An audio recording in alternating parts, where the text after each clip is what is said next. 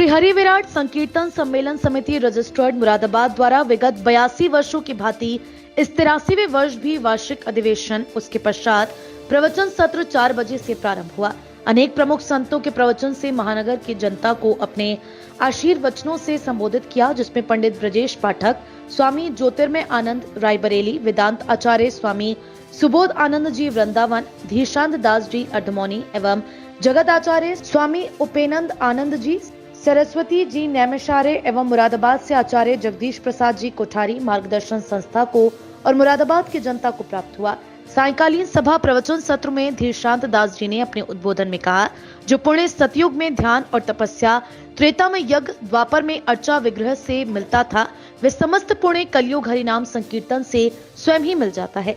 साधक की सात्विकता, समर्पण, श्रद्धानिष्ठा एवं प्रेममयी भागवत सेवा से ही समस्त उद्धार के मार्ग खुल जाते हैं और भगवत ध्यान की प्राप्ति होती है। आपने रामधुन के साथ कहा कि राम तेरे साथ हैं तो डरने की क्या बात है। संकीर्तन द्वारा मुख शुद्धि हेतु कीर्तन कराया। हरिभक्ति मुक्तिदायक है। भगवान भाव के भूखे हैं, भोग के नहीं, बिना भाव के भोग नहीं। फरीदपुर से पधारे पंडित ब्रजेश पाठक ने कहा कि व्यक्ति को यदि अपने जीवन को श्रेष्ठ और सुंदर बनाना है तो सत्संग करे।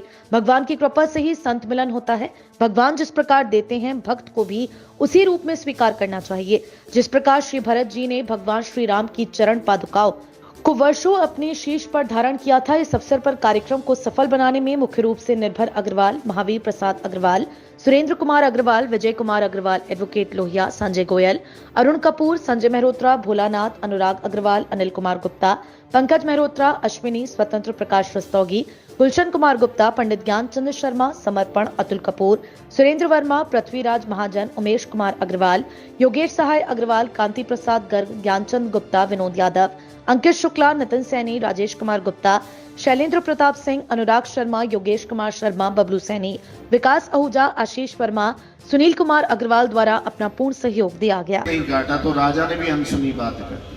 जब राजा ने अनसुनी बात करी तो राजा जिस हाथी के पास, हाथी के ऊपर सवार होता था, वो हाथी के पास गई कि सुबह को अगर राजा बैठे तो उसको क्या करना, तू गिरा देना। उनने मेरी बात मत नहीं मानी तो हाथी ने भी व्यंग कर दिया, बोले जा। फिर वो एक चींटी के पास पहुंची कि जैसी कल हाथी जाए तो इसकी सूंड में काट लेना। क्या कर लेना? चींटी बोली अगर मैं नहीं काटूं तो उसने कहा मैं तुझे खा जाऊंगी। अगर तूने नहीं काटा तो मैं तुझे क्या करूंगी। कभी कभी चिड़ियों को देखा वो चींटी को खाता, वो एकदम डर गई। कौन? चींटी महारानी एकदम डर गई। वो हाथी से बोली अगर तूने राजा को नहीं गिराया तो मैं क्या करूंगी, तुझे सूंड में घुस के काट लूंगी। तो वो घबरा गया। उसने कि राजा भाई उसकी बात मानो, मैं तुम्हें गिरा दूंगा नहीं तो। राजा बोले भाई मुझे गिराएगा तो सेनापति को बुलाया, जा उस बड़े से कहे कि पेड़ काटे।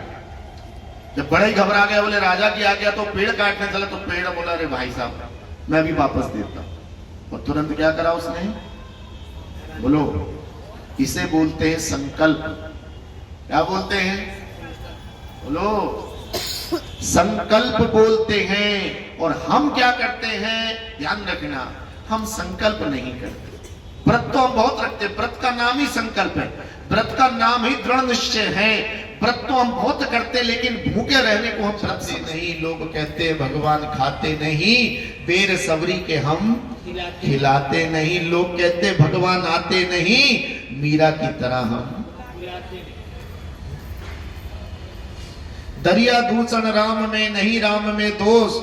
और जन चले एक पावड़ा और हरि चले 100 कोस। अरे भगवान तो हर समय तैयार खड़े हैं।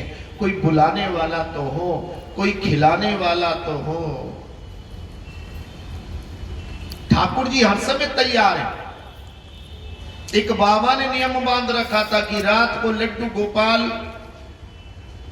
का जो लड्डू है वो मैं बांके बिहारी को खिलाऊंगा।